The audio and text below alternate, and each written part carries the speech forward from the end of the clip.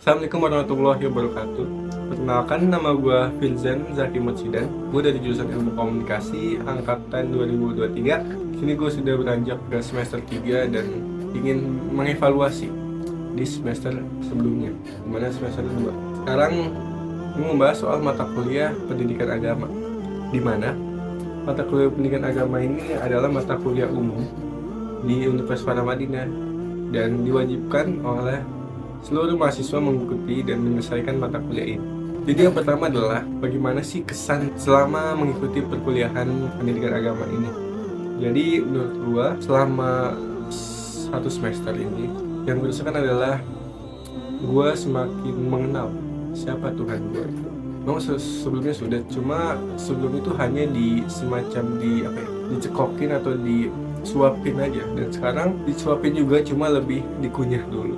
Intinya gue semakin merenungkan agama itu sendiri, bukan mempertanyakan ya, tapi lebih ke apa sih yang harus dilakukan untuk agama kita, untuk mengambil hati si sang pencipta gitu.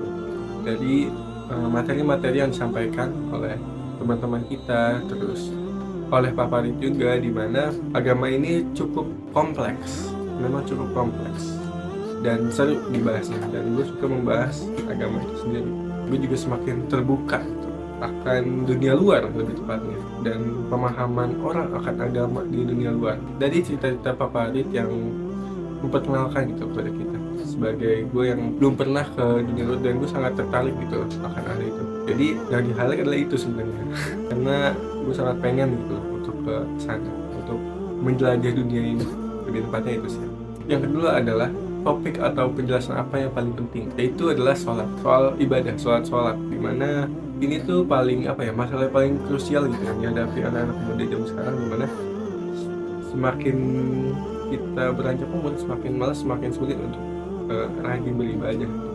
Apalagi soal itu kan tiang agama, dan di situ saya merasa tersindir, tersentuh lah bisa dibilang. Dan teman saya juga ada yang namanya Aska, itu dia cukup sangat mengganggu hatinya gitu soal pembahasan soalnya. Jadi emang di situ saya lebih merenungkan lagi ibadah itu sebenarnya apa sih gitu. Dan menurut saya adalah ibadah adalah salah satu cara dan mungkin satu cara kita berkomunikasi sebelum kita meninggal gitu kan, sebelum kita bertemu dengan sang pencipta, yaitu ya dengan beribadah, dengan sholat, dengan puasa, dimana itu yang berarti buat saya gitu. Karena kita bisa berkomunikasi, kita bisa meminta apapun yang kita inginkan lewat ibadah, salah satunya dengan sholat. Oke, yang kedua adalah soal paling tidak penting atau tidak relevan buat saya gitu. Jadi sebenarnya awalnya itu saya berpikir bahwasanya soal ekologis itu tidak penting gitu. Awalnya saya berpikir seperti itu, kayak bahwasanya ya kita belajar soal agama, soal sejarah agama itu sendiri. Tapi awalnya saya berpikir bahwasanya ekologis puasa, ekologis sholat itu bukannya hal yang penting. Tapi setelah saya pikir-pikir, ya ada pentingnya juga gitu. Bahwasanya kita harus mengetahui makna ekologi dari hal tersebut. Bahwasanya kita tuh mengajarkan sesuatu tuh ada makna tersendiri gitu bagi alam. Dan kita harus berjaga-jaga juga bahwasanya alam ini kan ya tempat kita hidup, tempat kita menjalani kehidupan dari awal hingga akhir. Mencari akhirat pun kita butuh alam gitu, butuh lingkungan. Pasti ada pentingnya juga. Di suatu saat pasti ada suatu hal yang membuat ekologis ini tuh penting gitu. Tadi kan kita sudah membahas soal ekologis ya, dimana itu menurut saya tidak begitu penting dalam mata kuliah agama gitu. Bahwasanya kita membahas agama gitu, bahas sejarah agama dan sebagainya, tadi saya sudah membahas. Dan sekarang kita akan bahas soal pesan ekologis yang disampaikan melalui ibadah puasa itu sendiri gitu. Jadi sebelumnya saya akan bahas soal perintahnya puasa tersebut. Terlebih dahulu yang berbunyi, saya izin membaca surat Al-Baqarah ayat 183 yang berbunyi, "Wahai orang-orang yang beriman, diwajibkan atas kamu berpuasa sebagaimana diwajibkan atas orang sebelum kamu agar kamu bertakwa." Di sini menjelaskan bahwasanya kita berpuasa untuk mendekatkan diri kita kepada Allah Subhanahu wa taala.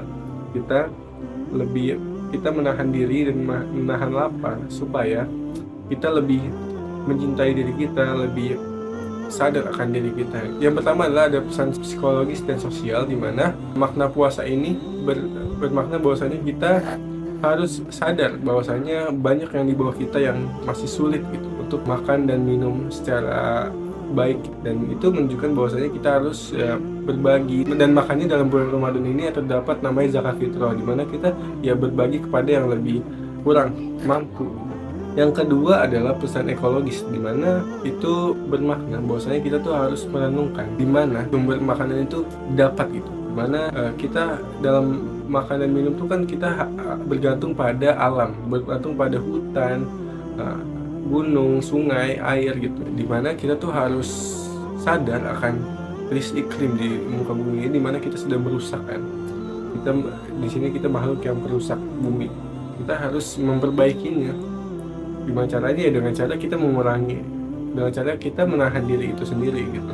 Selanjutnya kita akan membahas soal filantropi atau berderma, tentang ajaran Islam yang mengajarkan filantropi atau berderma pada sesama, yaitu zakat, infak, sedekah, wakaf, dan hibah.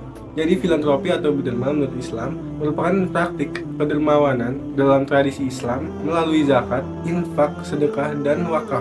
Ajaran ini didasari oleh surat Al-Baqarah ayat 267 yang berbunyi, "Hai orang-orang beriman, nafkahilah di jalan Allah sebagian dari hasil usahamu yang baik-baik dan sebagian dari apa yang kamu keluarkan dari bumi untuk kamu."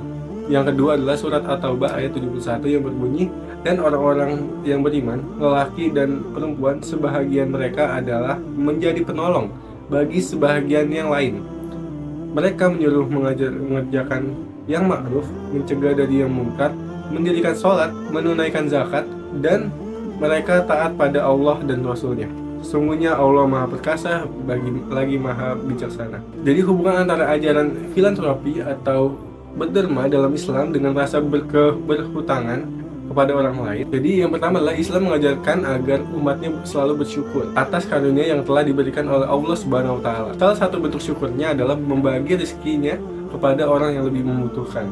Dengan berderma atau filantropi, umat Islam mengakui bahwasannya semua harta kekayaan yang kita miliki adalah milik Allah, dan kita memiliki tanggung jawab untuk menggunakan harta kekayaan kita dengan baik dan bisa bermanfaat bagi orang lain. Alasan berderma ini juga menguatkan solidaritas hubungan antara kita dan orang lain dan masyarakat gitu. Dan kita mengakui bahwasannya kita bergantung kepada mereka. Selanjutnya adalah masalah child free, di mana child free ini sedang menjadi masalah, sebuah tantangan untuk menjadi nilai penting keluarga. Saya setuju tidak setuju, tapi menurut saya itu adalah hak mereka untuk memilih. Salah satu bentuk kemerdekaan adalah merdeka atas pemilih, dapat memilih segala sesuatu yang mereka inginkan.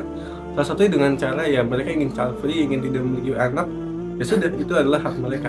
Tetapi latar belakangnya adalah, menurut saya itu adalah karena sulitnya waktu untuk mendidik mereka, anak-anak nanti, karena mereka mungkin sudah fokus terhadap karir mereka, pekerjaan, dan juga adalah kekhawatiran mereka nanti anak mereka itu tidak bisa menjadi apa yang anak mereka inginkan. Seperti yang sekarang adalah sulitnya mencari pekerjaan, yang membuat mereka takut bahwasanya anak mereka malah menjadi sengsara dan pokoknya tidak hidup dengan baik gitu.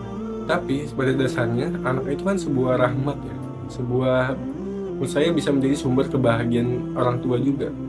Bisa melihat anaknya senang, ceria, sukses, apalagi itu bisa membuat hati orang tuanya senang gitu loh. Dan apalagi dalam sosial media sendiri kan saya semakin lihat bahwasannya anak-anak banyak yang sudah terpapar dengan teknologi gitu, yang membuat mereka jadi terlihat lebih arogan, lebih berani terhadap orang tua. Dan mungkin itu salah satu ketakutan mereka untuk memiliki anak gitu.